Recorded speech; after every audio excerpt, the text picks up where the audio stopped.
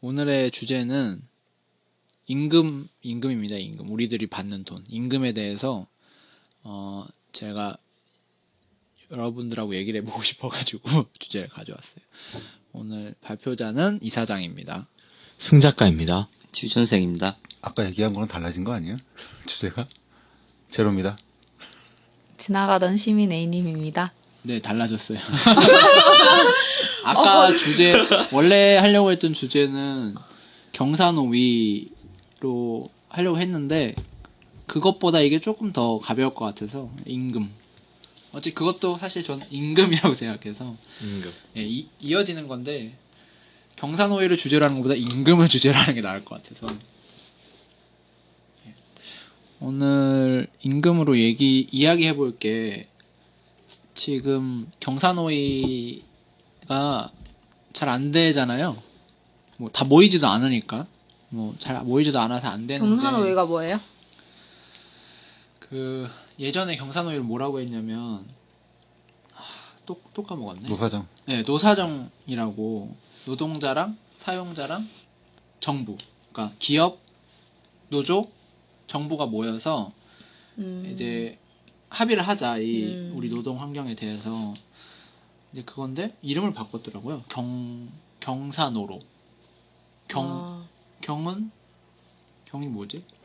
경제인? 뭐, 경제인. 사용자, 노동자인데? 뭐, 어쨌든 뭐 이름만 바뀐 거니까, 어쨌든 정부, 기업, 노동자들이 모여서 타협을 하는 건데, 합의를 해서 뭔가 정하는 건데, 이제, 이 주제를 임금이랑 연결시키는 거는 이제 여러분들 이야기를 관련해서 듣고 싶어서 하는 건데,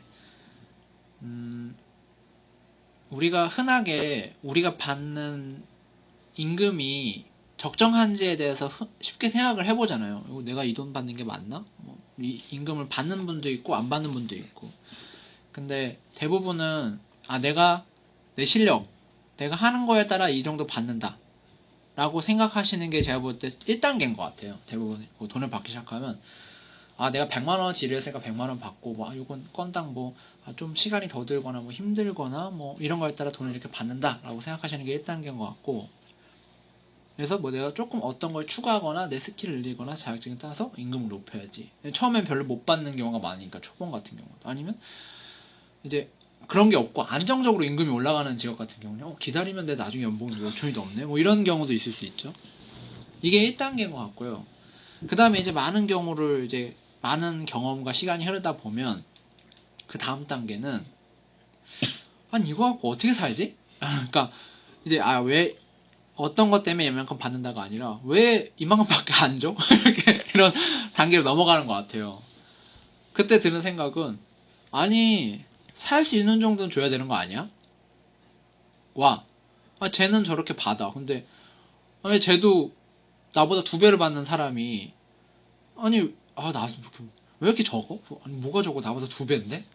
사람마다 다를 거 아니에요. 내가 결혼을 한다든지 가족이 있다든지 다르는데, 이 단계까지 2단계 돌입하면 이제 불만이 일어나는 거예요. 3단계, 다음 단계로 넘어가면 자기가 알 수 있는 모든 임금 체계를 파악하기 시작해요.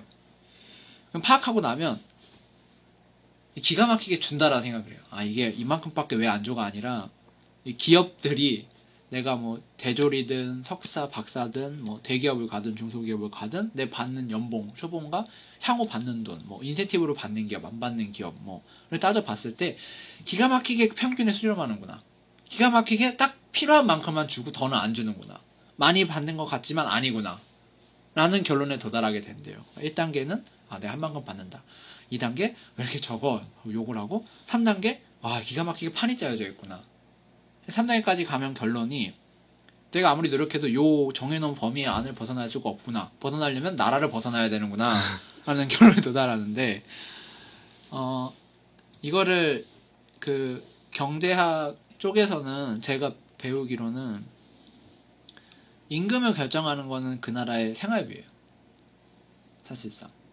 그리고 중요한 건 집값. 그래서 서울이라는 도시의 평균 집값이 요즘은 한 7억 정도 하나요? 평균 집값이요? 평균으로 하면 그 정도. 서울 평균이겠죠? 네, 서울만, 그러니까 경기도 말고 서울만 했을 때 서울 훨씬 평균이 높을 것 같은데. 한 8억, 7억대. 그렇게 안 돼. 그렇게 7억씩 안 돼요. 아, 그래요? 왜냐면 전세 서울도 네. 서울 중심과 서울 네. 외곽은 가격이 많이 다르기 다르죠. 때문에 예. 그러니까 평균을 냈을 때. 평균을 했을 때 인근도 그렇게 안 평균하면 돼요. 엄청 높아지는데. 평균 뭐 제가 보기로는 그랬던 것 같아서. 서울 집값 평균이 그렇게. 근데 비싼 데가 진짜 비싸잖아요. 너무 말도 안 되게. 비싸니까. 그러니까 평균이 좀 높게 잡히겠죠. 예, 그렇더라고요. 그게 그 말도 안 되게 비싼 데는 집이 채 없잖아요, 사실. 맞네요. 만- 7억. 예. 7억밖에 안 해요? 7억. 생각보다 평균 낮은데? 7억. 서울 네. 평균 7억이에요? 서울 평균 7억. 그러니까 뭐 6억 아파트는 7억 뭐 이런데 뭐 이거를 우리나라 사람들이 대학을 졸업하고 대기업에 가서 신입으로 10년 일했을 때 받는 연봉의 평균이 대충 7억 정도예요. 그러니까 이제 10년 연봉이 7억이라고요? 7천 연봉 7천 평균 10년으로 따졌을 때 이제 7천 정도가 그러니까 물론 되게 대기업 좋은 평균. 네, 대기업 뭐 4년제도 졸업하고 바로 들어가서 PSPI 받는 기업들 같은 경우 있잖아요. 물론 좀 다르지만 그러니까 10년으로 딱 평균을 내보면 보통 연에 7천 정도 받는다고 하더라고요. 물론 연봉 7천 10년이면 나이스하지 이렇게 하는 사람도 있지만 그러니까 집값도 그러니까 서울은 그런 기업에 가야만 살 수 있는 도시라고 생각하면 되는데 그러니까 대부분 서울에 안 살고 다른 데 살고 서울로 출근하는 거 아니에요. 그래야 이제 생활이 가능하니까. 그래서 대부분 사람들이 이걸 좀 잘 못 받아들이는 경우도 있어요. 임금은 사실상 그 지역의 생활비랑 연결이 된다. 이 말에 대해서 어떠세요? 그러니까 뭐 굳이 다른 예를 들면 뭐 다른 나라에서 월급 30만 원 받고 일하는 뭐 택시 운전기사. 그러면 저 사람 근데 그 사람이 일하는 능력 1단계 내가 이만큼 일했으니까 우리나라 똑같이 택시 운전을 하는데 돈 받는 돈의 가치가 다르잖아요. 뭐 그게 뭐 세계 경제인 뭐 환율에 따라 다르다. 근데 쉽게 우리가 생각하는 건 야, 이 나라 밥값이 싸네. 물가가 싸네. 이런 말 하잖아요. 이것도 사실 물가가 임금을 결정한다는 거에 반증이 될 수 있어요. 별로 안 와닿으세요? 물가가 임금을 결정한다. 이건 당연하다 생각하는데. 당연해요. 저도 다 당연한 것 묶여 같아요. 있잖아요. 여행을 가면. 그러니까 음, 임금이 비싸면 그러니까 사실 밥값도 비싸고. 내 능력보다는 그 사회의 물가가 내 임금을 결정하는 거예요. 그럼 여기서 이제 2단계에서는 왜 이렇게 적어라고 하잖아요. 그건 당연히 적게 주려고 하는 거고 3단계까지 가면 기가 막히게 딱 짜놨다라고 말을 하잖아요. 근데 물가가 결정을 한다고 하면 우리나라의 노동자의 50%가 200만 원을 못 버는데 네. 200만 원이 살 수 있는 돈인가요? 그쵸. 그게 자. 문제지. 빈부격차가 심할수록 그렇게 되는 거 아닐까요? 그러니까 그게 평균이 이상하게 이제 조정되니까. 얘기해 볼 건데 그러면은 내 똑같은 능력을 갖고 뭐 인도에 가면 얼마 내가 뭐 프로그래머인데 인도에 가면 얼마 뭐 미국 실리콘밸리에 가면 얼마 뭐 이런 게 따라 달라진다는 거 아니에요 내 임금이. 근데 이제 최근에 일본으로 많이 일하러 가시는 분들도 있잖아요. 그래서 이거를 2단계 3단계를 섞어서 생각하면 우리나라는 왜 이래? 이렇게 생각이 든단 말이에요. 일단은 물가로 봤을 때 이게 필수품이 있고 필수품 물가가 있고 일반적으로 소모되는 물건의 물가가 있고 사치품 물가가 있어요. 근데 대부분 좀 이렇게 안정적인 나라라고 해야 되나 뭐 독일이든 뭐 호주든 이렇게 좀 탑 10, 탑 15개 국가의 뭐 안정적인 나라 가보면 우리나라보다 생필품 가격이 엄청 싸요. 그래서 특히 예. 그 뭐 과일이나 예, 그러니까 그런 것들 기본적으로 보면은- 먹는 뭐 빵, 우유, 계란 이런 것부터 시작해서 그리고 한 생필품이 아닌 물건들은 비슷해요 가격이. 사치품은 우리나라보다 비싸요. 그럼 이걸로 따지고 보면 안 맞네라는 거잖아요. 아니 그럼 물가가 그쪽 낮으면 그쪽 임금이 낮아야 되는데 우리나라는 왜 이렇게- 비슷하잖아요, 다. 왜 우리나라는 더 높아야지 왜 낮아라는 거 우리나라가 적게 준다는 거죠. 그러니까 2단계가 그거예요. 왜 이렇게 적게 줘? 우리나라는 우리나라는 생필품 가격을 그러니까 특히 과일 같은 경우에 외국보다 너무 비싸잖아요. 그죠. 우리나라. 그리고 예를 들어서 이제 버스비, 택시비, 전철비 같은 경우 외국보다 훨씬 싸잖아요. 훨씬 싸죠. 이게 나라가 강제로 묶어놓는 거잖아요. 그렇죠. 그러니까 밸런스를 네. 어떻게든 맞추려고 하는 거지 나라에서. 그러니까 사실 세금을 지원해서 이제 하는 입장이니까 대중교통은 그러면은 이제 외국은 그 대중교통비 그 택시비나 버스비 교통비가 비싼데 그거 왜 그러냐면 생필품이 안 들어가니까. 사실 외국도 생필품의 가격을 제한하고 있는 것 같더라고요 정책으로. 그러니까 아주 사람들이 아무리 돈이 적어도 최소한 굶어 죽지 않게 기본 생필품 같은 거는 정부가 세금을 면제해주다든지 그 물건에 대해서 우리나라도 이런 식으로- 면제해줘요. 이런 식으로 하는데 우리나라는 높죠. 그래도 우리나라 면제해준다니까. 면제줘도 어떤 우리나라는 물품? 높다는 거예요. 우리 그러니까 예를 들면 가공하지 않은 그 농산품 있잖아요. 다 면제예요. 면세. 쌀 이런 거요. 그러니까 우리나라는 면제인데도 생필품 가격이 높은 거는 그 나라는 제가 알기로 생필품만 생산하는 기업이 아니라 뭐 식빵을 생산하는 기업이다. 그럼 그 중에 일정 부분은 이 가격 이하로 생산하라고 주는 것 같더라고요. 할당량을. 아니 독일 같은 경우에 이제 리들 때문에 그런 거죠. 응? 리들 리들. 이펙트라고 못 들어봤어요? 네. 리들이라고 그 그러니까 대형 마켓인데 얘네가 물건이 어마어마하게 싸요. 그래서 리들 이펙트라고 하는 게 뭐냐면 리들이라는 그 마켓이 하나가 딱 들어오면 거기에 있는 그 생필품 물가들이 다 가격 물가가 싸- 쫙 내려간다고. 그러니까 물가를 억제하는 효과를 가져온다는 거. 뭐 그렇죠. 리들 이펙트라는 게 그게 리들 이라는 마켓이 그냥- 마트가 있어요. 아 마트 이름. 지금 이것도 보면 이거는 시장에서 경쟁이 일어난 거잖아요. 가격 경쟁이. 근데 우리나라는 자격 경쟁이 못 일어나죠. 못 일어나죠. 아니면 유통이 거의 독점되어 있으니까 우리나라는 몇 개, 뭐 한두 개. 우리나라 시장은 대부분 3-4개 기업이 독점하고 있어요. 모든 산업이 보면 일단 통신사, 뭐 정유, 뭐 철강, 뭐 우리나라 뭐 자동차 대부분 3-4개가 독점하고 있기 때문에 경쟁이 일어날 수가 없어요. 특히 유통은 대부분 삼성이 가지고 있지 않나요? 보통은 롯데죠. 롯데, 삼성이 근데 더 많지 않나요? 롯데 롯데예요? 유통 1위는 롯데죠. 근데 롯데, 삼성 말고는 없죠. 근데 롯데가 유통을 롯데- 있어도 막 엄청 점유율이 그게 작지 않아? 롯데 음식도 뭐- 신세계 응. 신세계는 삼성 계열이라고 봐야 되지 않아요? 아니요, CJ 아닌가? 아니지. 그렇게 하면 CJ 신세계 삼성 다 하나로 쳐야지. 그러니까 그렇게 따지면. 그게 사실 소수 과점 형태잖아요. 삼성은 어떻게 보면. 뭐가 있어요? 삼성 유통하는 게 뭐 있지?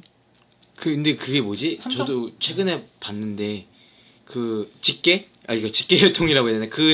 그쪽 사람들이 이제 삼성도 있고 CJ도 약간 들어가 있고 그러더라고요. 아니 그러니까 CJ랑 신세계는 삼성에서 갈라진 거죠.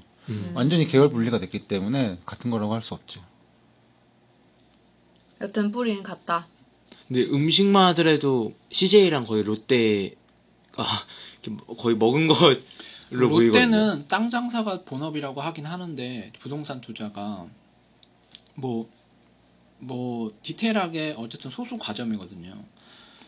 그러니까 우리나라는 물가의 기준으로 임금이 형성되는 것 자체가 제대로 그러니까 상식적인 기준으로 형성이 안 될 정도의 이 자유시장 시장 경제가 되게 과점화 돼 있는 상태인 거예요.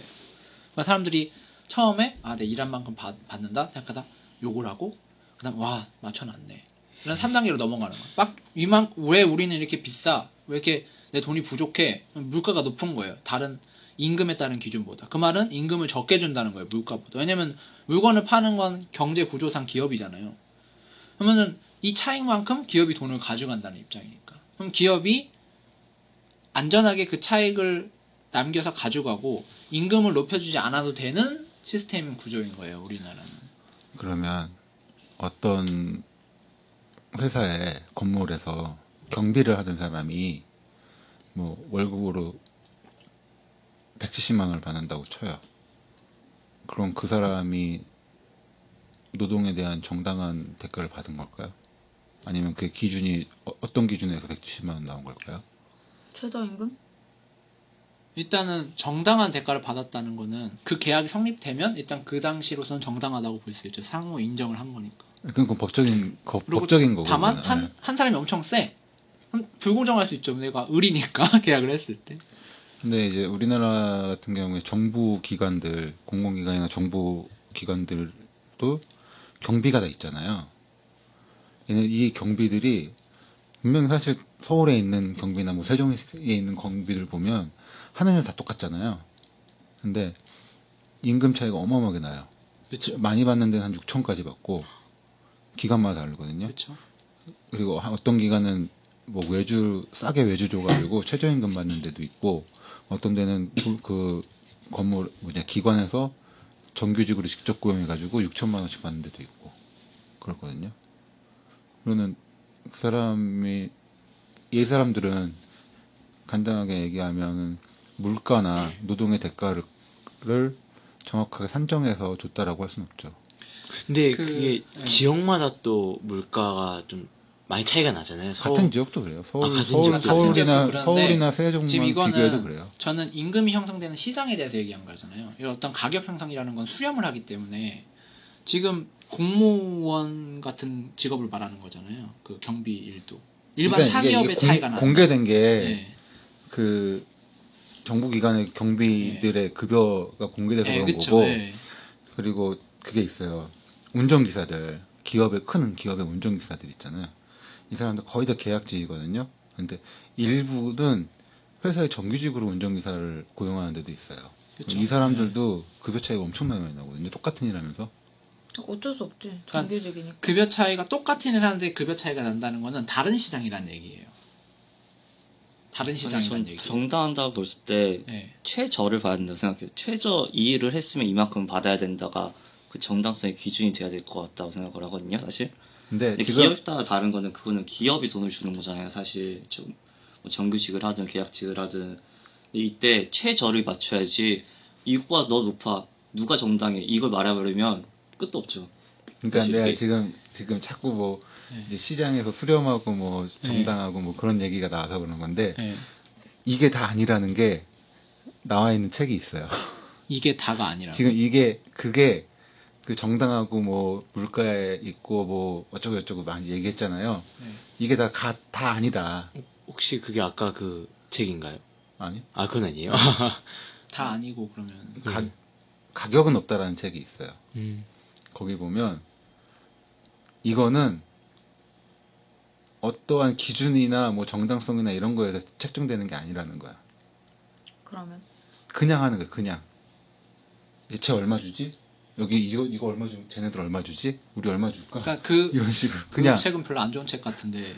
그러니까 사람이 예를 들면 이제 그러니까 미술품. 근거가 없다는 거잖아요. 네, 미술품이라 네. 그러면 저 미술품은 왜 그냥 쓰레기통에 들어가고 저거는 수십억씩 갈까요? 그러니까 그거는 상품 중에 그러니까- 되게 특수하게 분류하는 그러니까 미술품이 상품도 있잖아요. 거기 네. 상품도 나오고 그럼 그거가 상품은, 나오는데 미술품은 다 예외로 들어가요. 근데 대부분 그게 시장에. 그냥이라고 하기도 약간 애매한 게, 왜냐면 사실 사람들은 그냥 한다고 하지만 주위에서 엄청난 무의식적으로 영향을 받고 그냥 행동한다라고 생각을 하잖아요. 근데 미술품을 같이 보더라도 이거는 이 이름을 밑에 보니까 작가명에 피카소라고 써 있어. 그럼 왠지 좋아 보이고 뭔가. 그리고 요새 또 주류가 단색화인데 얘는 단색화야. 그러면 뭔가 그냥 얘를 했다고는 하지만 약간 주류를 따라가서 이 사람이 아니 그러니까 방금 미술품 얘기했지만 피카소라고 봐서 좋아 보인다라는 건 이 그림이 그만큼 가치가 있다는 게 아니라 피카소라는 이름이 가치가 있다는 그러니까 거예요. 그 책의 아니, 내용은 너무 예술품 그러니까- 빼야 될 것 그러니까 같아요. 그 지금. 책에 대한 내용은 이 물건의 가격이 그 물건의 가치를 말하는 건 아니다라는 거잖아요. 요점은요. 거기는 임금도 나와요. 임금에 대해서 그러니까- 그런 식으로 나와요. 그러니까 그게 되게 저는 별로 필요 없는 말 같은데 그건 누구나 알고 있는 내용이에요. 이게 5,000원이라고 이 물건이 5,000원이라고 생각하지 않잖아요. 왜냐면 내가 월급을 200 받는다고 내가 200만 원짜리라고 생각하지 않잖아요. 근데 경제 구조상 임금에 맞출 수밖에 없어요. 임금의 기준 될 수밖에 없거든요. 그게 갭이 이렇게 차이 나니까 뭐 이건 왜 그래라는 거는 너무 차이 나는 거는 시장이 다른 거고 시장이 같은 시장이 있다면 임금은 비슷해요. 그리고 왜냐면 내가 쓰는 물건은 기업이 만드는 거고 기업은 나한테 임금을 주는 거기 때문에 자본론까지 가져와가지고 뭐 임금 착취가 일어난다는 걸 빼더라도 현실적인 가격은 매겨지잖아요. 연봉 얼마, 직급은 얼마, 뭐 어떤 거 얼마. 근데 가격이 없다는 것도 저는 취지는 이해하지만 가격은 있죠, 현실적으로. 금액은 정해져 있죠. 사람도 넌 얼마짜리, 넌 연봉 얼마짜리가 정해져 있기 때문에 일단은 그걸 가치를 떠나서 뭐 좋고 나쁨을 떠나서 그럼 임금이라는 건 물가를 규정하는데 그 물가가 형성되는 시장의 상황에 따라 달라진다는 거죠, 저는. 그래서 대부분은 인정 안 하는 사람도 있더라고요. 무슨 물가 기준하냐.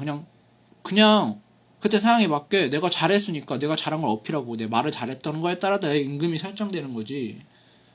라고 하지만 결국 들여다보면은 그 임금 체계 안에서 왔다 갔다 하는 것 뿐이지 그 이상 벗어나는 경우는 없거든요. 이거는 임금 체계에 대한 책이라기보다는 국정 990원 뭐 이런 거 있잖아요. 그 심리학 책 같은데? 그러니까 자본론에서 언급되는 내용이 마케팅 심리학. 내가 500원짜리 우산이 있고 뭐 500만 원짜리 어떤 전자기기가 있다 했을 때 비가 왔을 때 500만 원짜리 전자기기랑 500원짜리 우산을 만약 교환한다면 그 두 물건의 가치는 같다라고 말을 하거든요. 이건 물론 걔 사상이지만 물건이 교환될 때는 그 물건의 두 물건의 가치가 같기 때문에 같은 값으로 교환된다고. 그러니까 그게 얼마든 간에 그건 상관없다. 그러니까 가격표라는 건 사실상 가치를 매기기 위한 게 아니라 거래하기 위해서 표시해 놓은 숫자거든요. 그게 이제 시장이 형성되기 위한 기준이니까. 그래서 나라의 화폐를 통일하고 시장을 단일화해가지고 같은 화폐를 통용하면서 거래가 일어나게 하기 위한 수단이지. 왜냐면 그래야 거래가 일어나잖아요. 또 맥주 몇 개랑 땅콩 몇 개랑 바꿀 건지 알 수가 없으니까. 그래야 가격이 있어야 거래가 가능하잖아요. 거래를 위한 거지 가치를 매기는 게 아니니까. 이 사람 말도 맞긴 맞죠. 정확히 이 숫자가 가치를 말하는 건 아니다. 상황에 따라 계속 가치는 바뀌니까. 그러니까 선물 옵션 하는 거 아니에요. 이제 해보셨죠? 하면 안 돼요. 그러니까 옵션 얼마나 좋아요. 옵션 손해 볼 땐 조금 보고 이익 볼 땐 많이 보는데 왜 손해만 보지? 그 손해가 계속 쌓이면 그것보다 커지겠지만. 그래서 이 임금 얘기를 한 거랑 이제 뒤에 이 얘기를 좀 넘어가면 이제 우리나라는 쉽게 얘기하면 호봉제라고 할 수 있죠. 이제 일을 하면 할수록 임금이 높아지는 구조. 근데 일반 사기업도 그래요? 대부분이 호봉제로 돼 있죠. 그러니까 또 직급제, 직책제라서 직급은 이제 뭐 내가 대리를 달고 과장을 달고 군대로 표하면 2등병 뭐 1병인가? 1등병 뭐 장교로 올라가고 장군으로 올라가는 이런 직급제고 직책제는 이제 내 팀장이다, 내 연구팀장이다, 뭐 영업팀장이다, 뭐 영업사원이다, 뭐 연구원이다, 뭐 이런 게 직책이겠죠?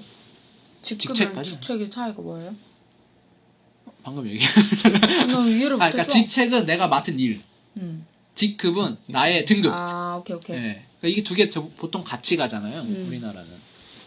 그리고 우리나라가 하고 있는 공무원들은 호봉제, 군인들 같은 경우에는 근데 연차가 올라갈수록 돈을 많이 주고 적게 주잖아요. 그게 뭐 예전 시대에는 젊을 때는 돈 쓸 일이 많이 없고 나이가 들어가면서 결혼을 하고 자녀를 키워나가고 노후에 갈수록 돈이 많이 들어가니까 그런 구조로 우리나라 네. 호봉제는 예전에 이제 경제가 어려울 때 지금은 너가 일하는 만큼 돈을 못 주지만 나중에는 너가 일하는 것보다 돈 더 많이 줄게라고 해서 이제 호봉제라는 걸 만들어졌는데 그게 호봉제라는 게 만들어지면서 문제가 됐던 게 우리나라처럼 복잡한 임금 구조가 없더라고 하잖아요. 예를 들어 기본급에다가 무슨 수당 들어가고 뭐 진짜 많이 들어가잖아요. 이런 게 없는데 이게 문제가 뭐냐면 기본급이 조금 올라가면 수당들이 엄청나게 올라가는 구조로 돼 있는 거예요. 그래서 호봉이 계속 올라가다 보니까 이제 우리나라 4, 5정, 뭐 5, 6도 이런 말이 생긴 이유가 이 사람들은 직급이 올라가면서 일을 점점 안 하게 돼요. 안 하게 되는데 호봉이 올라가니까 임금이 엄청나게 올라가는 거야, 계속. 그러니까 이 사람들은 회사 입장에서 볼 때 필요 없는 직충이들인 거지. 그러니까 계속 잘라내는 거거든요. 근데 그 사람이 일하는 만큼만 주게 되면 나이나 이런 거 상관없이 자를 필요가 없는 거예요. 그냥 그만큼 주면서 일 시키면 되니까. 지금 해준 얘기가 이제 변화인데 사실 호봉제는 군대 월급 주는 거예요. 근데 일본도 호봉제가 있잖아요. 일본도 결제 라인이 있고 일본 제국이 우리나라를 만들어 초기에 이렇게 세팅을 했으니까 그 세팅을 그대로 썼잖아요. 우리나라가 미군정이 들어오면서. 그러니까 우리나라는 사회 전체가 군대 시스템으로 가기 때문에 호봉제를 간 거고 호봉제는 안 잘린다는 전제가 있어야 돼요. 나중에 돈 많이 줄게. 근데 야, 오래 못 일하겠다. 나가라. 그죠? 아니 나 돈 나중에 많이 준다면서 왜 어쩔 수 없지. 이런 게 무너졌잖아요. 한번 평생 직장이. 그리고 성과제가 도입되면서 이제 나중에 받는 인센티브 같은 것도 지금 대기업 같은 경우는 처음에 인센티브를 많이 주지만 점점점 올라갈수록 인센티브가 줄어들거든요. 그래서 가능한 연봉 상승의 기울기가 적어진다고 표현해요. 적어지도록 이렇게 조정을 하는 경우도 있거든요. 그러니까 이런 시스템 안에 우리가 아까 말한 물가를 기반한 임금과 내가 해당된 시장이 공기업이나 공무원 쪽의 시장에 해당되는지 아니면 일반 시장에 해당되는지에 따라 달라지는 거죠. 그럼 이거 두 개를 다 우리가 일하는 시장이라고 보면은 이 나라를 떠나지 않는 이상 여기서 벗어날 수는 없어요. 근데 이게 이 두 가지 얘기 왜 했냐면 경사노위원회? 경사노가 함께 얘기하는 게 사실 사용자, 노동자, 정부가 이 두 가지 시스템을 다 이용하고 있는 사람들이잖아요. 임금, 물가라는 건 사실 이제 기업이라는 시장이 조정해 놓은 거고, 이런 임금 체계 시스템은 정부가 이렇게 만들어 놓은 거예요. 사실 처음부터 정부에서 뭐 이렇게 해라 저렇게 하라 하는 건 아니지만. 근데 예전에 그 경사노 같은 이 세 정부 노동자 사용자가 이제 합의를 이뤘던 사례 중에 동일임금 동일노동이 있거든요. 그러면 여기서 또 하나 더 질문하면 우리나라가 요런 상황인데도 동일노동 동일임금으로 이제 넘어갈 수 있을까요? 합의를 해서? 아까 말해주신 것 중에는 일한 만큼만 주면 안 잘라도 된다. 왜냐면 일은 안 하고 나중에 일을 안 하는 직급에 가서 그 자리로 가서 돈은 많이 받고 일을 안 하고 또 한 자리에 계속 일해서 그 사람의 노동 숙련도가 올라가서 그 사람이 스페셜리스트가 돼야 되는데 그러지 못하는 상황이 발생해서 공무원에 들어가면 보통 과장 이상급은 저 사람 한 일도 없이 왜 이렇게 돈은 뭐 연봉이 8천이래? 뭐 이런 게 있잖아요. 차라리 일반 기업은 또 몰라도 우리가 말하는 대로 일하는 거에 따라 이 돈을 주려면 이제 아예 이제 요즘 말이 나오는 직무직급제나 뭐 일을 기준으로 하는 임금 체계라든지 이런 걸로 넘어가거나 동일노동 동일임금제로 넘어가는 식으로 가면 합의를 해서 넘어가면 좋겠는데 일단은 직무직급제 같은 거는 조금 더 얘기해야 되니까 심플하게 동일노동 동일임금제로 넘어갈 수 있을까를 질문하고 싶어요. 우선 지금 안 넘어가 있고 우선 내가 드나들던 기간에 대해 네. 얘기하자면 헌법재판소에 가면 네. 헌법재판소의 정문에 가면 이렇게 그 어떻게 오셨습니까 하면서 신분증 받아가지고 쓰는 아저씨들이 있어요. 경비 아저씨죠 말 그대로. 네. 그 아저씨들하고 건물을 딱 들어가면 건물 문을 열고 들어가면 거기 또 그 사람들이 또 있어요. 그 사람들이 옷이 달라요. 우선 옷이 다르고 급여가 다르고 좀 밖에 있는 사람은 계약직이고 안에 있는 사람은 정규직이에요. 급여도 달라요. 근데 실질적으로 우리가 볼 때는 두 무리의 사람들이 하는 일이 다르지가 않거든요. 그냥 저번에 얘기했던 것처럼 앞바퀴 끼우는 정규직은 얼마, 예. 뒷바퀴 끼우는 비정규직은 얼마. 분명히 그 사람들은 우리가 볼 땐 다 같은 일이거든요. 이런 식으로 나눠 버렸어요. 다. 이게 우리나라에선 동일노동 동일임금이 비정규직 정규직 문제로 와닿잖아요. 근데 우리나라가 요즘 일어나는 것 중에 그 고속도로 톨게이트도 자동화 해야 되는데 거기 있는 사람들 잘려서 안 된다. 사실 경비가 있는 어떤 기관 같은 데 보면은 차량 확인하는 일을 해요. 만약 입구에서. 근데 카메라로 찍어서 차량 확인해서 통과하면 되는데 거기에 경비원이 4명이 들어가면서 일을 하는 거야. 야간까지. 그러면 시장에 따라 어쨌든 임금이 결정이 되는 거니까 이 사람한테는 물가의 기준한 생활비 줄 수밖에 없어요. 월 50을 줄 수는 없잖아요. 근데 이 시스템을 운영하는데 월 200으로 운영하면 충분해요. 그럼 이 4사람 운영할 건 월 50밖에 줄 수 없단 말이에요. 그럼 이 사람들을 자르고 기계를 설치하겠죠. 이런 상황이 점점 올 텐데 왜냐면 점점 노동력이 들어가는 부분이 넘어가니까. 그리고 하고 우리나라는 있잖아요. 패스트푸드점에서 그거 하고 있어요. 네, 그 패스트푸드점에서 키오스크. 있고 그 계산 결제 그 어르신들 주문하는 주문도 거. 못 하겠다고. 어떤 시간대는 아예 직원이 없대요. 나도 못 하겠던데 그거. 무조건 짜증나서. 그 키오스크로 해야 된다고. 잘 터치가 안 먹어. 그리고 느려 애가 알겠는데? 누르면 바로 안 넘어가. 그리고 여기 마트는 이제 마트도 보면 이제 그 자동으로 그냥 우리가 알아서 결제하게끔 바코드 찍고 그걸로 바뀌고 있거든요. 여기 부평도. 그러니까 지금 이렇게 노동이 줄어드는 건 이 노동력을 다른 서비스업에 추가하면서 사회가 변화될 수밖에 없거든요. 이 사람들은 다시 제조업이나 다른 노동 생산성을 일으키는 그쪽 일에 넣는 게 아니라 이걸 떠나서라도 과연 쉽게 생각해보면 같은 공무원들은 다 똑같은 월급을 줄 수 있는지 그리고 방금 같이 저 정문 경비원이랑 본관 경비원이랑 다르지 않을 거면 같은 일이면 같이 줘야 되잖아요. 그럼 그럴 바에 그 사람을 비정규직으로 고용할 필요가 없죠. 어차피 똑같이 돈을 줘야 되는데. 이런 여러 가지 문제가 복합되어 있는데 우리는 이제 비정규직, 정규직으로 많이 와닿긴 하지만 가능할까요? 우리 사회가 경험으로 비춰봤을 때 그걸 말해보고 시행하고 싶- 있는 나라가 있어요? 있어요. 북유럽 쪽에 있어요. 저기 뭐지? 이 언어는 잊어버렸어. 노르웨이인가? 스웨덴, 노르웨이인가? 네. 거기는 일할 사람이 없어가지고 옆 나라 사람들이 와서 일을 하는데 바나나 껍질 까는데 시급이 5만 원이라고. 좋다. 거기 물가가 거기 비싸요. 물가 엄청 비싸요. 그러니까 그러니까 밥값이 뭐 2만 원, 3만 원인데 근데 이게 다이어트하고 만약 이거 이거를 시행하려면 다 먹고. 이 노사정 경노사가 합의를 해야 되잖아요. 불가능하다. 이걸 합의는 아직 멀은 것 같아요. 이거를 만약 합의된다는 조건을 그냥 사례로 보면은 일단 서로 얻는 게 있어야 합의를 할 거 아니에요. 근데 노동자들은 얻는 게 없다고 약간 생각할 것 같은데. 그거는 일자리가 그냥 없어. 오래 일하는 사람들이 그렇겠죠. 오래 일하는 사람들은 급여가 깎이니까 그렇게 생각할 신입들은 거고. 훨씬 더 근데 좋아요. 공무원만 봐도 평균 임금으로 가면 신입인데 6천 이상을 받게 그리고 되는 이런 경우 거잖아요. 대부분이 좀 대기업들도 안정적인 뭐 KT 같은 기업들도 이 핑계 저 핑계에 대해서 연봉 많이 받는 사람들 정년으로 뭐 희망퇴직으로 날려버리잖아요. 2억 줄게 나가 뭐 이런 식으로 2억인지는 정확히 기억이 안 나지만 그런 걸 만약에 많이 와닿는다면 이걸로 차라리 정리를 해서 가는 것도 낫겠다고 생각할 수도 있고 물론 난 안 해. 지금 기존의 연봉 체계를 적용하는 사람들을 빼고 새로 이제 고용되는 사람부터 적용을 해도 되고 그러면 새로 들어와서 그거 받는 사람이랑 윗사람이 엄청 싸울걸요. 그 바로 윗대 신입이랑 아래 사람 신입이랑 그쵸. 다를 거 아니에요, 완전히. 또.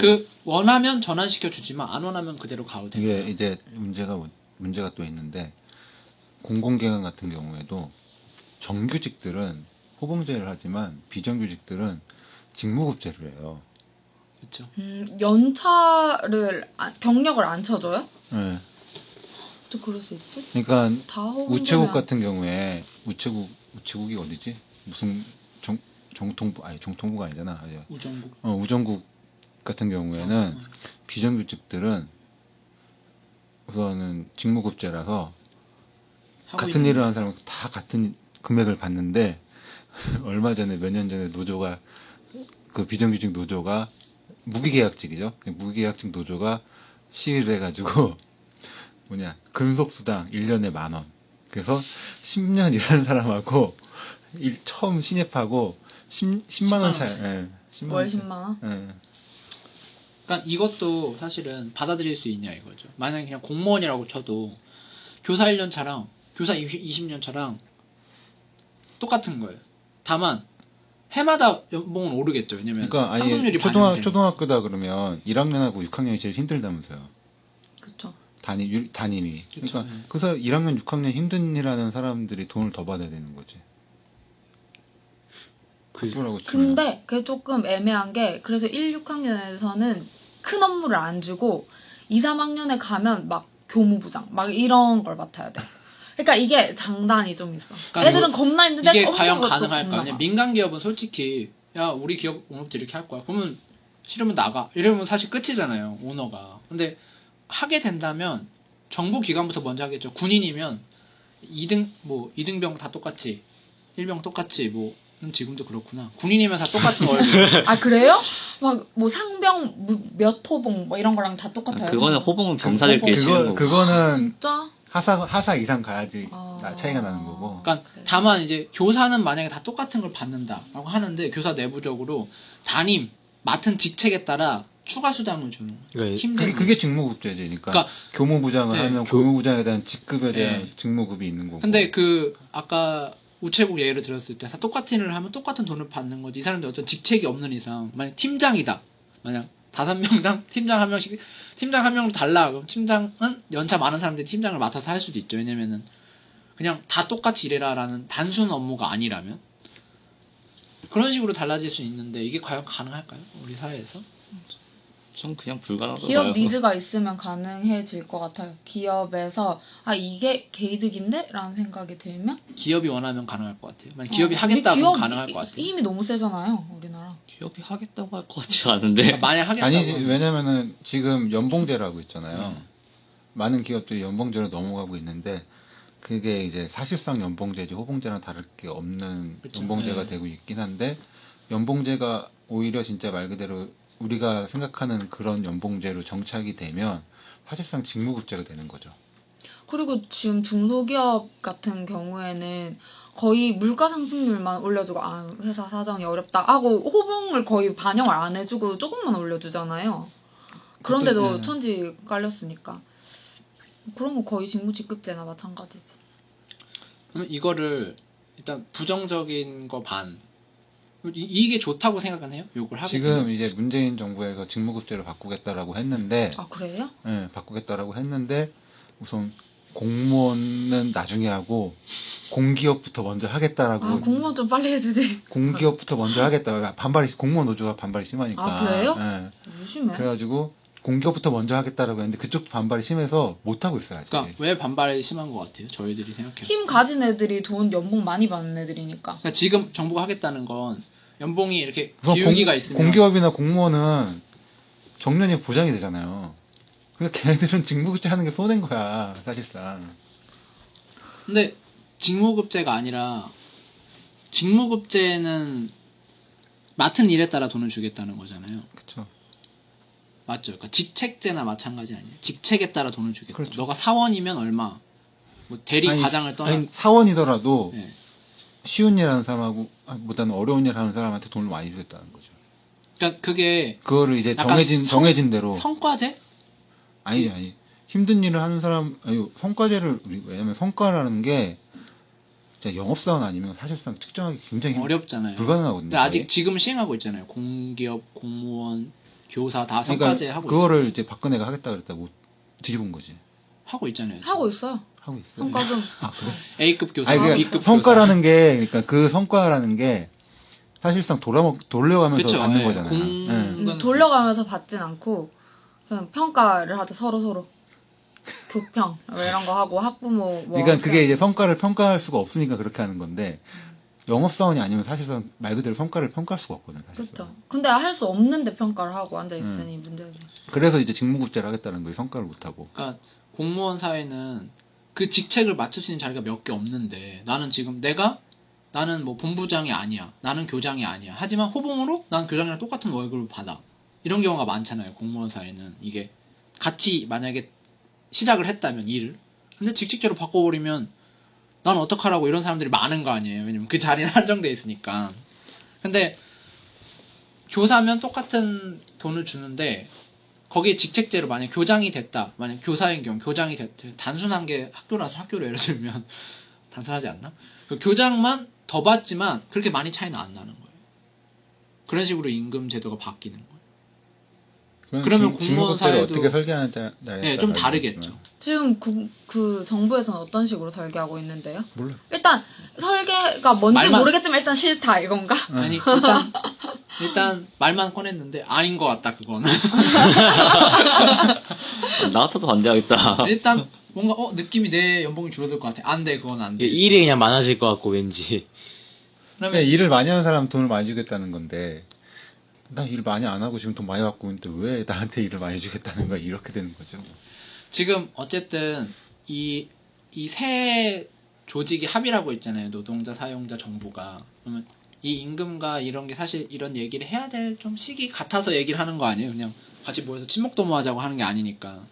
그럼 이걸 각자 입장을 하나씩 좀 뜯어보면 일단은 기업은 되게 일 잘하는 노동자를 싸게 안정적으로 공급받고 싶어 하잖아요. 이 니즈가 있는 거 아니에요. 그러면 이 니즈를 충족시키기 위한 지금 우리나라 환경을 보면 계속 출산율은 줄어들고 있어요. 노동자가 점점 줄어드는 거죠.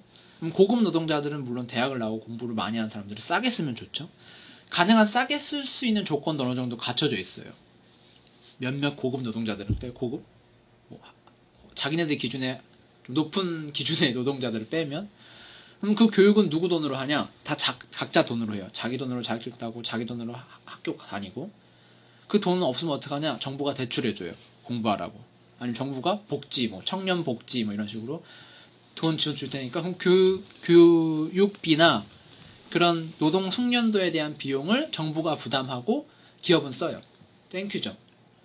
좀 문제점은 뭐냐면 점점 이런 노동시장이 악화되고 또 필요 없는 노동자를 자르고 싶은데 그게 힘들다는 점이에요. 만약에 이런 식으로 체계를 바꾸는 식으로 합의를 한다면 이득은 뭐냐? 만약에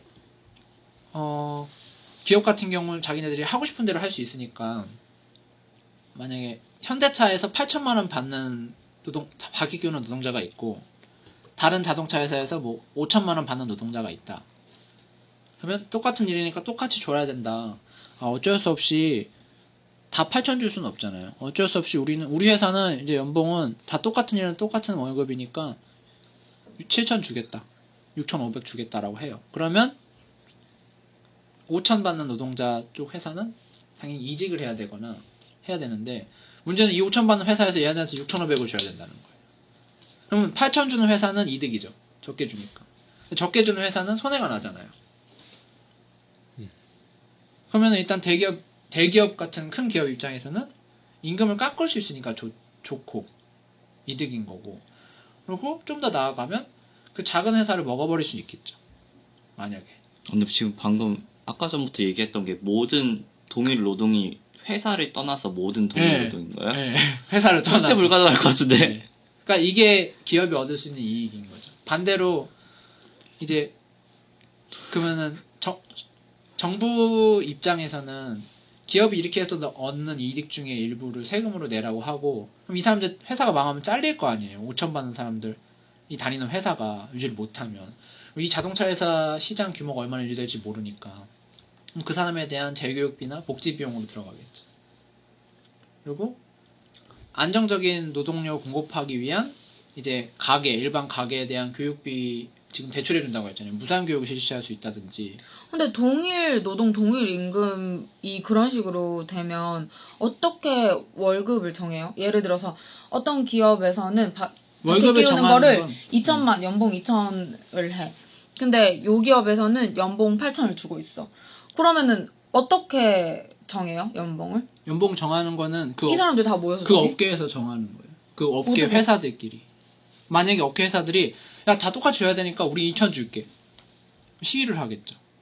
근데 난 5천 받는 노동자고 그 노동자 얘는 8천을 받아요. 근데 야, 우리 다 합의했는데 6,500 주기로 했어. 그럼 5천 받는 노동자는 땡큐잖아. 나 앞으로 연봉 근데 1,500. 어떻게 모든 직군의 모든 그 직책의 연봉을 합의를 해요, 그렇게? 지금도 매년 연봉 협상하고 그거는 있잖아요. 연봉 협상은 개별 회사끼리 하는 거지, 회사 안에서 하는 거지. 여러 회사가 다 참여해서 연봉 협상을 하는 게 아니잖아요. 쉬운 경우는 그거예요. 제일 많이 주는 회사 연봉을 줘야 돼요. 우리 회사는 8천을 계속 줄 거야. 라고 생각하면 자동차 그걸 다 줘야 돼요. 죽이기 기사예요. 네, 다 그러니까. 주기로 가는 거죠. 그 근데 우리가 주는 지출, 8천을 그대로 줬을 때 손해와 8천을 좀 낮춰서 줬을 때 이득과 다른 회사가 망할 때까지 기다리는 비용을 따져보겠죠. 그럴 바에 일단 당장 내가 많이 주는 월급을 줄이는 게 낫겠죠.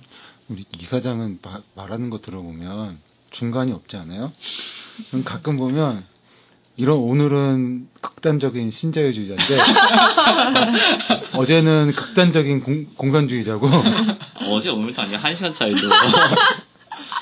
그러니까 일단은 뭐 현실적인 얘기를 하자면 한도 끝도 없으니까 말도 안 되는 얘기를 하는 거예요. 딱 생각해도 이건 실현될 수 없다잖아요. 다만 이렇게 합의를 한다면 이제 이런 쪽으로 방향으로 가자고 하는가. 우리나라가 언제 이렇게 가자라고 해서 그 방향으로 간 적이 있어요? 근데 사실 저는 생각하기에 네. 동일 노동이라는 것 자체가 너무 정의하기가 힘든 것 같아요. 그러니까 네. 조금 뭘 추가하고 이거 동일 노동 아닌데? 뭐 이렇게 할 것 같아. 경비원도 백방. 실제 총을 들고 다니는 경비원과 그러니까 목숨 걸고 경비하는 경비원과 그냥 은행 이렇게 경비원과 후레쉬 그냥 들고 일반 경비하는- 회사 네. 경비원이랑 네. 그래, 이거 동일 노동 아닌데? 이럴 것 같아. 그리고 백방. 지금 그런 거예요. 지금 앞바퀴 끼우는 거랑 뒷바퀴 끼우는 월급 이거 다른 동일 게 노동 아닌데? 동일 노동이 아니라는 거야. 앞바퀴는 엔진이 달려있고 뒷바퀴는 엔진이 없다. 이렇게 엔진에 꼽는 바퀴랑 차에 꼽는 바퀴랑은 다르다. 이럴 수 있는 거죠. 백방 그렇게 할 것 같아요. 그러니까 동일 노동, 동일 임금이라는 말을 내세우는 것보다는 직무직급제를 한다는 게 좀 더 합리적으로 들릴 것 같아요. 국민들을 설득하기에. 근데 이거로 갈 경우에 근데 삼성이 대기업으로 남아있을 수 있죠. 직급제로 하면 다른 그러니까 회사들 먹어버릴 수 있으니까. 우리는 예전에 큰 그 회사가. 문화 때문에 한 회사 들어가면 끝까지 막 있어야 되고 중간에 막 이직하려고 그러면 그런 사람도 있잖아요. 이직한다고 막 배신자라고 하는 그런 문화가 있잖아요. 이제는 그건 너무 있어요. 옛날 말 이직은 아닌가? 트렌드죠. 그거는 네. 기본적으로 2, 3년 자기네들이 있는 이직해야 거라고 요즘 나는. 트렌드. 옛날 대기업 분위기는 말고 아니었어요. 대기업 네. 이쪽 말고 근데 모두 기본적으로 만약에 직무급제가 되고 한 사람이 아까 우리 녹음 안 했을 때 얘기했던 것처럼 한 사람이 들어가서 그 일을 계속 끝까지 할 수 있으면 이직도 쉬워지고 그러니까 거기서 잘릴 일도 없이 오래 일할 수 직무급제랑 있고 그 동일노동 동일임금이 되면 이 사람이 굳이 직장을 옮기거나 다른 일을 선택할 필요가 없어요. 본인이 일을 정말 마음에 맞고 좋다면 그 일을 계속해서 숙련도를 높일수록, 그러니까 기업이 이 사람을 계속 데리고 있을수록 이득인 거예요. 왜냐면 이 사람이 일을 더 잘한다고 해서 딱히 돈을 더 줄 필요는 없으니까. 그렇지 않던데. 그리고 그러니까 그러니까 이 사람이 만약에 나 이 정도 실력인데 돈 더 줘. 싫대. 아니, 그럼 다른 데 그거는- 갈 거야. 다른 데 가서 임금이 똑같아. 근데 그거는 돈 얘기만 하는 거고 예. 실질적으로 이제 인터뷰한 것들 외국에 인터뷰한 거 보면 이 회사에선 내가 할 수 있는 걸 다 했다. 딴 데 가서 더 나 그거 직업적 만족 본인이 원한다면 가는 거죠. 예. 그래서 가는 거죠. 하지만 월급은 변하지 않죠. 그럼 그 사람도 보면 이직해도 조금씩밖에 차이 안 나요. 예. 보면. 그러니까 그런 식으로 돼버리면 기업은 개이득이죠. 잘하는 애들을 그냥 내가 일반적인 가격에 쓸 수, 다만 반대로 잘하는 애들 그 가격에 쓸 수 있지만 못하는 애들 그 가격에 써야 되는 거예요. 근데 노동자 그럼 입장에선 잘 길러주겠네. 노동자 입장에서는 근데 기르지 않으면 또 쓸 수가 없어. 그러니까 다른 회사에서 데려와야 되는데 데려올 때 줄 수 있는 게 없어. 우리는 되게 너를 환대해 줄 거야. 막 이렇게 하면 돈을 어쩔 수 없으니까 문화가 좋거나 우리는 되게 프리한 문화다. 뭐 근데 퇴근, 성과급으로 부르지 않을까요? 직무직급제는 성과급도 다 포함될까? 그러니까 성과제 문제 때문에도 지금 직무직급제로 가자고 말을 하는 거죠. 근데 약간 궁금한 건데 이제 직무직급제가 말대로 그 하는 맡은 일에 따라서 그거 예. 임금을 주는 거잖아요. 네. 근데 예를 들어 지금 이제 갈수록 여러 가지 단순 노동들은 다 자동 로봇들이 네. 다 하고 있고, 근데 직무직급으로 가면 원래 사실 사회초년생이 할 수 있는 건 그런 단순 노동부터 시작을 하는 건데, 그걸 이제 로봇이나 다 자동화를 하면 잘리겠죠. 취업 연령은 갈수록 이게 올라갈 수밖에는 없겠네요. 근데 그게 사회가 고도화되니까 좋긴 하죠. 사실 대부분이 되게 숙련된 지식 산업에 종사하고 있는 뭐 연구자거나 개발자인 부가가치가 많이 창출되는 일을 하는 사회가 좋죠. 우리나라의 인구의 일부를 항상 편의점에 사용해야 된다. 항상 고속도로 토요비를 받는 사람으로 사용해야 된다보다는 다른 일에 사용하는 게 훨씬 좋고, 그건 사회가 효율화되는 거니까. 그리고 만약에 프로그래머 같은 경우에는 동일 노동이잖아요. 어떻게 보면 다 그렇죠. 예. 성과급으로 가는 거예요, 다? 아니면 그러니까 그냥 무조건 동일 이럴 수 있죠. 노동인 거예요? 성과급을 안 주고 동일 노동인 거죠. 근데 내 프로그램 그러면 실력과 이게 실력이 엄청나게 차이 나는 직업이잖아요. 사실 프로그래머라는 것 그쵸. 자체가. 예. 그런 경우는 또 어떻게 하는지. 그런 경우는 이럴 수는 있죠. 사회가 난 도저히 이 돈 받고 프로그램을 못하겠다. 그러면 아예 다른 나라로 가던가. 내가 그냥 여기서 일을 하면서 언어를 배워 다른 나라로 가던가. 그러면은 프로그램 산업에 프로그램 인력이 계속 유출되는 거죠. 그게 아니면 전체적인 연봉을 올려줘야 되는 거죠. 그러니까 프로그램 산업 작가다. 작가나 만약에 만화가다. 그럼 그 산업에 있는 사람들은 돈을 다 똑같이 받기 때문에 모두가 노력한 효용을 나눠 갖는 거예요. 거기는 인세를 받겠죠. 작가나 만화가는. 약간 그럴 수 있죠. 건당 계약을 하게 되면. 예체능은 약간 이렇게 밀어넣어야 될 것 같아요. 거기는 뭐나. 그냥 사실 되게 현실적인 실현 계획을 얘기하는 게 아니라 그냥 이런 거에 대해 얘기하는 거고, 이거에 대해서 기업이 이득 볼 건 삼성이 계속 대기업으로 남아있을 수 있는 환경이 마련될 것도 하나예요. 이것도. 왜냐면 이거는 작은 기업이 죽는 게임이니까. 다만 일반 노동자들은 내 연봉에 대해서 안정적으로 예측 가능해요. 그러니까 공무원처럼 내가 쭉 그냥 이런 식으로 가면 이 정도의 돈을 벌고, 내가 그리고 초년부터 내가 일을 배워야 되는 숙련을 쌓아가야 되는 과정부터 안정적인 돈을 받을 수 있어요. 이러면 물론 아주 숙련자는 좀 덜 받겠지만, 그러니까 내 윗세대, 내 선배들이 고생한 혜택을 후배들이 받는 구조인 거예요. 노동시장은 안정되겠죠, 상당히. 그리고 거기에 따른 기업이 받는 혜택에 대한 내는 세금으로 정부는 그 실업률을 낮출 수 있고, 그거에 대한 혜택을 노동자한테 제공해서 교육이나 복지, 출산 등을 지원해서 안정적인 노동력을 기업에 계속 공급할 수 있는 사회를 만들 수 있죠. 물론 각자 일을 잘했을 때 얘기죠. 그렇죠. 안전적인 그러니까- 노동력이 예. 확보가 될 수 있느냐가 그리고 더 기업도 문제가 될 수 있으니까. 언제까지 엔진 디젤 기관 안 만들고 전기차 만들 거고 뭐 이런 식으로 가면 배터리 기술이나 반도체도 많이 반도체 이렇게 갈 거면 이제 그러니까 예전의 산업혁명과 다르게 이제 단순 노동들이 전부 다 이제 기계화로 많이 바뀌게 되면 예전처럼 밥 매는 사람은 갖다 쓸 수 없단 말이에요. 무조건 고등교육을 받아야 되고 무조건 대학 교육을 받아야 되는 사회로 넘어간다면 이제 사회가 효율화된다면 이제 이렇게 합의하는 게 서로의 이득이라고 생각해서 합의를 한다는 걸 예전 사례를 비춰서 얘기를 해본 거예요. 예. 근데 왠지 언뜻 생각하기로는 직무직급제를 하면 직급을 엄청 세밀하게 나눠서 호봉제처럼 할 것 같지 않아요? 그러니까 업무에 막 그렇게 할 것 같아. 너는 1등 사원, 넌 직급이 2등 사원. 직급이 이렇게. 이렇게. 근데 그게 똑같은 일인데 직급을 나눌 수는 없으니까 막상 일을 되게 체계화하게 되는 그 산업 구조조정 역할도 하게 돼요.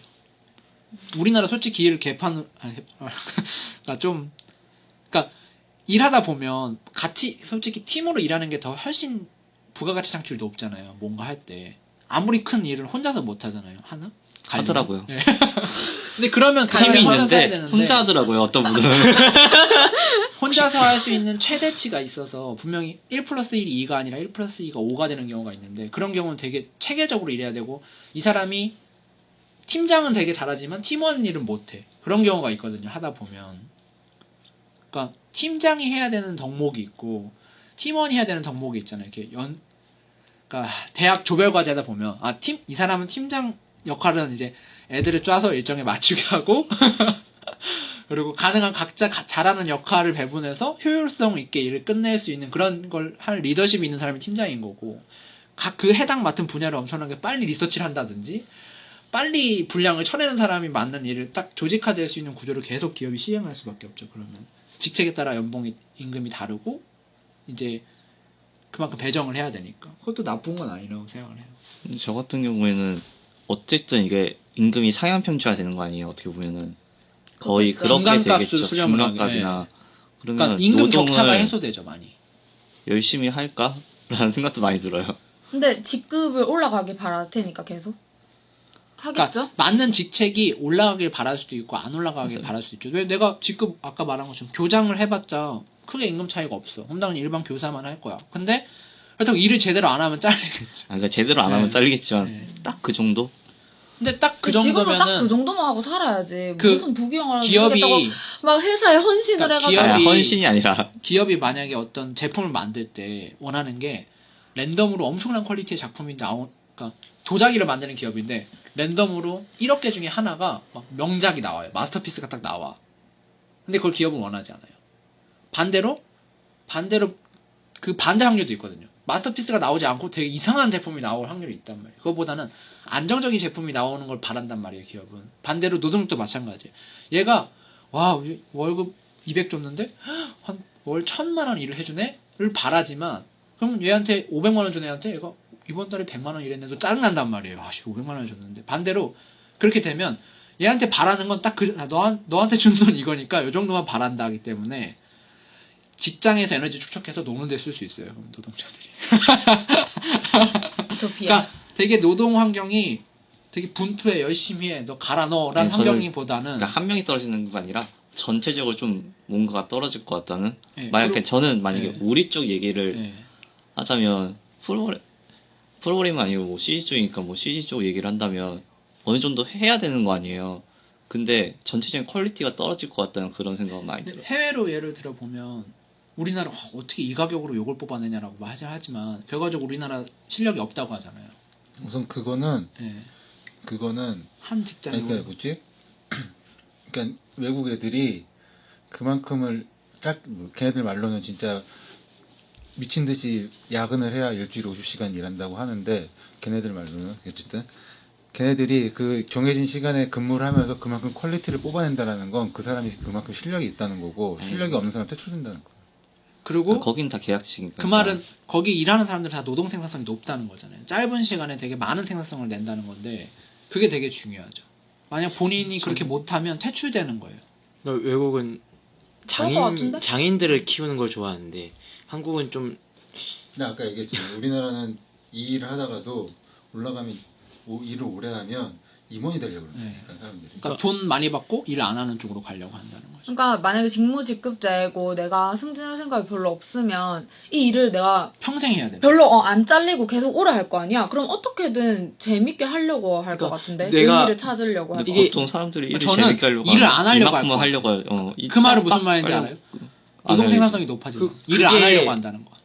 내가 해야 될 건 정해져 있는데 일을 안 하려고 한다는 건 내가 원래 4시간 할 일을 3시간만 해서 끝내고 싶어 한다는 거죠. 하지만 월급은 똑같이 받아. 그러니까 그러면은 내가 일을 적게 하는 게 이득이잖아요. 근데 지금도 일을 안 하고 싶어 하잖아요. 아니 근데 그게 근데 어쩔 수 없이 하잖아요. 저는 느낀 게 그거 같거든요. 그러니까 되게 비효율적으로 하는 거 아니에요, 노가다로. 근데 그게 그거 한다고 해서 효율적으로 갈 수 있는지. 그러니까 내가 하는 일에 대해서 시간적으로 못하면 잘리겠지. 그러니까 시간이 지날수록 효율화를 추구하죠, 본인이. 그러니까 나는 항상 8시간 일해야 되는 일을 받고 돈을 똑같이 받는데 내가 만약 노력해서 이 일을 줄이면 나는 적게 일하고 돈을 똑같이 받는 거니까. 그러니까 자연스럽게 개별 노동 생산성 증대와 효율화를 이루어지는 시스템이기도 하는 거예요. 네. 예, 저는 그러니까 뭐지? 그러니까 사실 내가 하는 만큼 이게 뭐 돈도 들어오고 그러면 그거에 대한 성과도 나오면 이게 뭐지? 사람이라면은 약간 재밌어진다고 저는 생각이 들거든요. 어느 정도 정당하게 오면. 근데 문제는 한국 같은 경우에는 초반에 질려버리잖아요. 일에 좋아하는 일도 너무 막 양이 11시까지 많으니까 하고 막.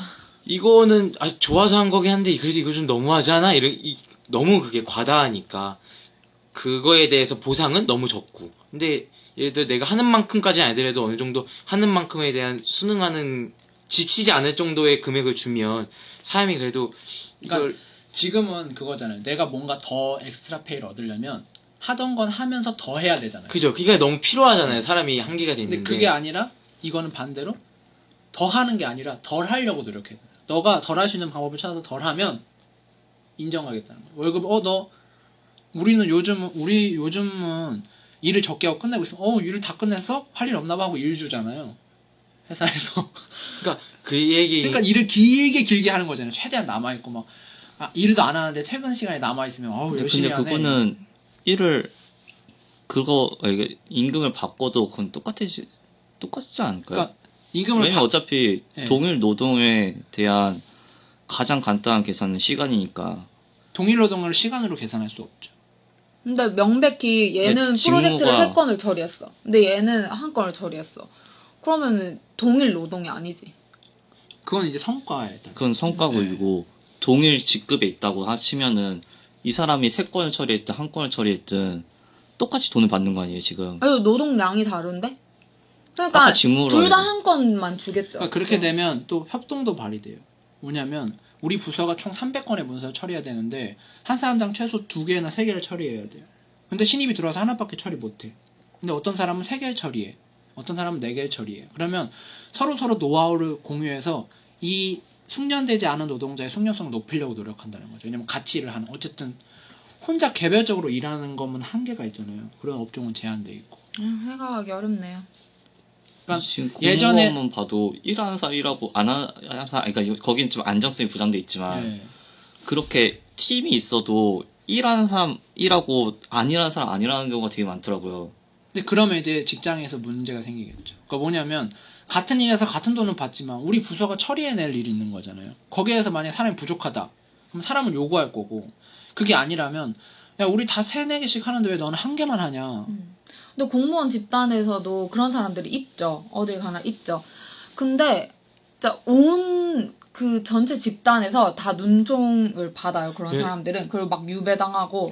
그러니까 일반 회사면 이미 잘렸어야 됐어. 그러니까 일반 회사면 이미 잘리겠죠. 아니, 그런 제가 본 사람들은. 거는 눈총이 받는 게 아니라 소수가 일하고 다수가 일을 안 하는 거예요. 그러니까 그 그 소수가 문제를 그게 뭐 회사가 그 짤이야? 직원들끼리 싸우게 된다는 거죠. 왜냐면 사람이 누구나 다 똑같은 쉬고 일을 싶어 하니까 지금도 그렇잖아요. 지금은 많은 회사도. 근데 그걸 사실. 본인이 내가 항상 싸워봤죠. 얘기하잖아. 공무원들 일 안 한다고. 내가 몇 년 동안 맨날 공무원들만 보고 그게- 다녔는데. 그리고 그게 어떤 구조인지 정확히는 모르겠지만 공무원 사회 같은 경우는 그러니까 그 나이 많은 사람들이 일을 안 하잖아요. 일을 못 하는 거예요. 아니 일 못하는 거기보다는 그 사람들은 그게 있어. 내가 어릴 때는 너보다 더 했어. 이것 때문에 안 어린 하는 사람도 거야. 안. 그 뭐야? 근데 제가 본 건- 어떻게 제가 본 그 팀은 회사에서는 어떻게 이 돈을 그러니까 받는 회사가 거야? 아니라 이게 공무원 거기였는데 이렇게 일로- 알바할 때 한 명 일을 다 하고 나머지는 다 막 쇼핑하고 맨날 지나갈 그러니까 때마다 일로 가면은 아무것도 이 사람이 이 그거 일을 할 수 있는지 없는지가 판별이 나잖아요. 그게 기업 입장에서도 그거를 제대로 못 걸러내면은 기업 입장에서 손해잖아요. 그러니까 고효율적인 노동자를 그러니까 최대한 많이 기업 확보하는 게 입장에서 좋은데 예. 값싼 그러니까 고효율적인 사람을 뽑는 게 많이 좋은데 예를 들어 다 놀고만 있고 이러고 한 명만 일을 하면 예. 기업 입장에서도 기업이 손해고. 그럼 조치를 취하죠. 만약에 다 10명 일하는데 10명 있는데 한 명만 일해요. 그런 것처럼. 근데 얘 10명은 한 똑같은 돈을 줘야 돼요. 그럼 조사해서 얘네 9명이 논다. 그럼 다 잘라버리고 얘만 고용하면 되죠. 어떻게 다시 조사해요 재고용하면 그걸 또. 되지. 그러니까 사실 지금도 업무가 이렇게 비효율적으로 나누신 것도 많잖아요 사실. 근데 이거를 지금도 기업이- 비효율적인데 냅두고 어쩔 수 없이 냅두고 있는 지금은 거잖아요 지금. 어쩔 수 없이 냅두는 게 아니라 감당할 수 있으니까 냅두는 거예요. 임금이 너무 그러니까 임금을 줄 수 있으니까. 싸니까. 네, 싸니까 냅두는 거죠. 우리나라는 그러니까 그거를 이제 공무원을 예를 들었으니까 공무원 사회에서 그걸 납둘 수밖에 없는 이유는 그거를 우리나라는 성문법 국가라서 그래요. 응? 성문법 국가.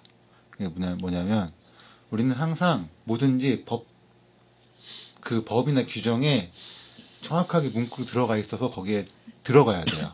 예를 들어 일 안 하는 사람을 자르는데 일 안 하는 공무원을 자르겠다라고 하면 일 안 하는 공무원이 기준이 딱 거기 있어요. 거기 문자 그대로 있어야 되고 이게 내가 볼 때 이 사람은 분명히 일 안 하는 사람이야.